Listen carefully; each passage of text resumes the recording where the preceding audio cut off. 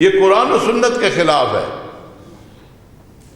حضور پاک صلی اللہ علیہ وسلم کے زمانے میں اصحاب آپس میں لڑتے تھے، ایک دوسرے کو گالی دیتے تھے، مار کٹائی ہوتی تھی، تو حضور پاک نے تو کسی کو سزا نہیں دی، کسی کو کوڑے نہیں لگائے، اور پھر بعد میں بھی یہ ہوا، آپس میں بھی لڑتے رہے، تو کہاں اس کی سزا کہاں ہے؟ اور پھر جتنے فقہاء ہیں، ائمہ فقہ ہے نا، حنفی، مالکی، حنبلی، اسی سے ہی ہوگا نا، کہاں سے نکال کے لے آئے یہ سزا؟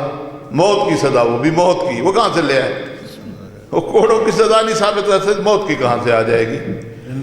تو اس پہ کام کرنے کی ضرورت ہے۔ ہم اصحاب کی توہین کے قائل نہیں ہیں۔ اللہ تبارک و تعالیٰ نے اپنی کتاب میں فرمایا کہ دوسروں کے جھوٹے خداؤں کو برا مت کہو کہ تمہارے سچے کو کہوں گے۔ ہمارے تو مجتہدین نے کہہ دیا ہے کہ ان کے مقدسات کا احترام کرو، ہم تو احترام کرتے ہیں، لیکن احترام اور بات ہے، کسی کی بات نقل کرنا اور ہے۔ ہم یہ فرق ہے اس میں، یہ ہم اس لیے مخالفت نہیں کر رہے کہ ہم چاہ رہے ہیں کہ ہم اصحاب کی توہین ہی شروع کر دیں گے، ضرورت ہی نہیں ہے، جو ہیں وہ ہیں، سب کو پتہ ہے۔ مزید عزاداری کی ویڈیوز کے لیے ہمارا چینل فروغ عزا سبسکرائب کیجیے۔ شکریہ۔ میں آپ کو کچھ اس بل کے حوالے سے بتانا چاہتا ہوں جو اصل ہمارا موضوع ہے۔ دیکھیں، ہمارا جو آئین پاکستان ہے وہ کہتا ہے کہ اسمبلی سے جو قانون پاس ہوگا وہ قرآن و سنت کے مطابق ہوگا۔ اگر کوئی قرآن و سنت کے مطابق بل پاس ہوا تو وہ رد ہو جائے گا۔ یہ بل کئی سالوں سے پڑا تھا، فوری نہیں ہو گیا۔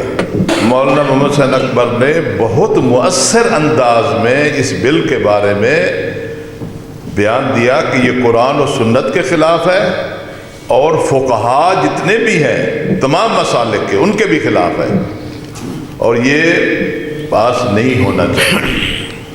ہر ممبر نے الگ الگ بات کی، وہ ساری درج ہے اور موجود ہے۔ پھر یہ اچانک جو ہے اسمبلی میں اس دن کورم بھی پورا نہیں تھا، اور اس کو پیش کر کے اور اوکے کرا دیا گیا، اور لوگ جو اسمبلی میں بیٹھے ہوتے ہیں وہ یہ بل وغیرہ پڑھتے ہی نہیں ہیں، ان کو پتہ ہی نہیں ہوتا کیا پیش کیا جا رہا ہے۔ اب پہلی بات تو یہ ہے کہ یہ بل ابھی مولانا محمد حسین اکبر نے دوبارہ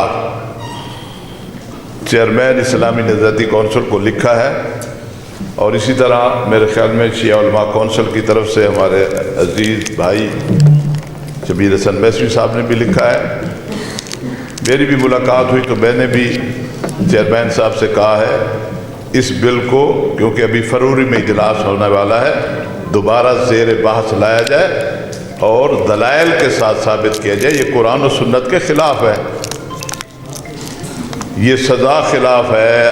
اور مزے کی بات یہ ہے کہ جب یہ بات چلے گی تو جو پہلی سزا ہے نا وہ بھی صحابہ کی توہین کی، وہ بھی ختم ہو جائے گی، کیونکہ وہ پہلے والی بھی جو ہے وہ بھی قرآن و سنت کے خلاف ہے، یہ پھر ہمارے آئین کے ہی خلاف ہے۔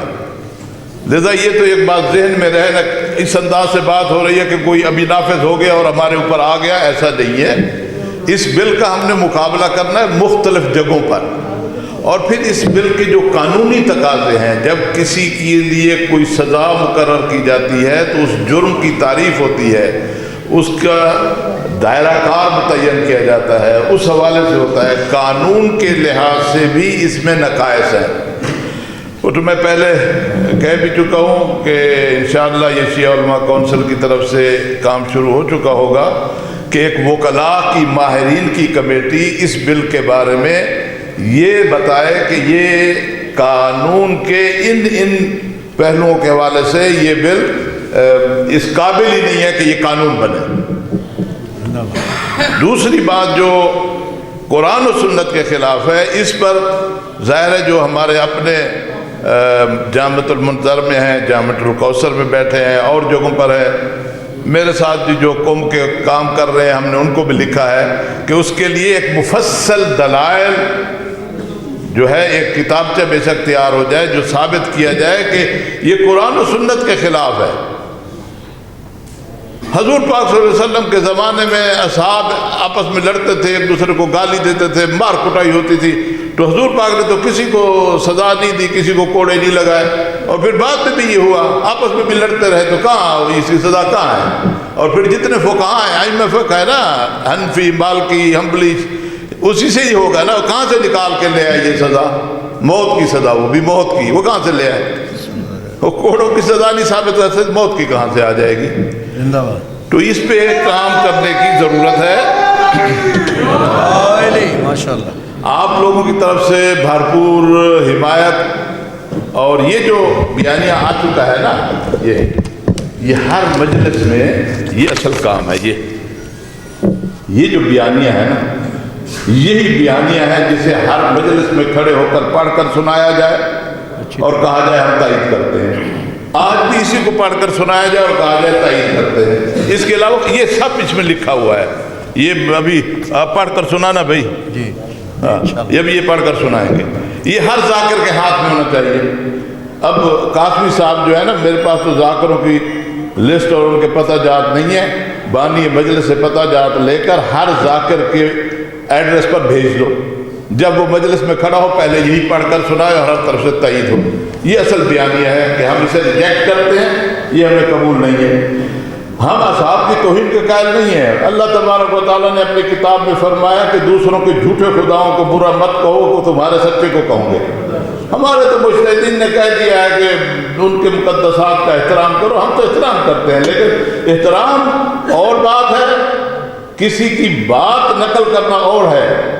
ہم یہ فرق ہے اس میں، یہ ہم اس لیے مخالفت نہیں کر رہے کہ ہم چاہ رہے ہیں کہ ہم اصحاب کی توہین ہی شروع کر دیں گے، ضرورت نہیں ہے، جو ہیں وہ ہیں، سب کو پتہ ہے۔ اور پھر ایک اور بات جو اس وقت ہو رہی ہے وہ یہ ہے کہ اس وقت کچھ ہیں فاطمی سنی، کچھ ہیں عمومی سنی۔ فاطمی سنیوں نے اس وقت، بھائی آپ کیا لکھو گے جو انہوں نے لکھ دیا عمومیوں کے خلاف؟ مروان کے خلاف کتاب آ چکی ہے، معاویہ کے خلاف کتاب آ چکی ہے، اور مسلسل لکھا جا رہا ہے، ان کے آپ خطابات سنیں۔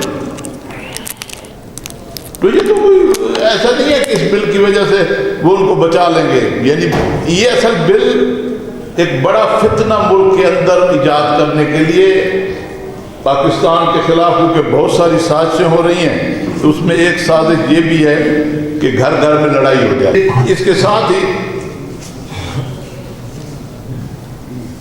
یہ اگر آگے مسئلہ چلے گا، ظاہر سینٹ میں اس کو جانا ہے۔ طریقہ یہی ہوتا ہے، جب اسمبلی سے ایک چیز پاس ہوتی ہے اور اسلامی نہضتی کونسل میں جاتی ہے تو پھر یہ سینٹ میں جاتی ہے، سینٹ میں پھر یہ کمیٹی کے سپرد ہوگا، پھر اس پر بحث ہوتی ہے۔ یہ البتہ میری ملاقات علامہ راجہ ناصر صاحب سے بھی ہوئی اسی حوالے سے، تو ان کے ساتھ بھی یہی بات ہوئی، اور عارف وائدی صاحب سے بھی، مولانا شبیر حسن صاحب سے میری ملاقات نہیں ہوئی، لیکن سب کی رائے یہی ہے۔ اس میں یہ ہے کہ ایک تو آپ لوگ بھی جہاں جہاں آپ کا اثر رسوخ ہے، یہ جو سیاسی جماعتوں کے ہیڈ ہیں، جیسے زرداری ہے، بلاول ہے، شہباز شریف ہے، سارے جتنی جماعتوں کے، ان سے مل کر اس بل کا خطرناک پہلو بتایا جائے کہ یہ بل ملک میں قتل عام کرانے کے لیے ہے، یہ کسی کے صحابہ کی ہمدردی میں نہیں ہے، نہ یہ ان کے کچھ لگتے ہیں، یہ ان کا نام استعمال کر کے اس ملک کو تباہ کرنا چاہتے ہیں، اور انشاءاللہ یہ ملک بھی باقی رہے گا، اور یہ دہشت گرد اسی طرح ذلیل و خوار اور نامراد ہوتے رہیں گے۔ اور اس میں ہم نے عدالت میں بھی اگر جانا پڑا تو جائیں گے، اور شرعی عدالت جو ہے، شریعت کورٹ جو ہے، شریعت کورٹ میں بھی اس کو چیلنج کر سکتے ہیں کہ یہ قرآن و سنت کے خلاف ہے،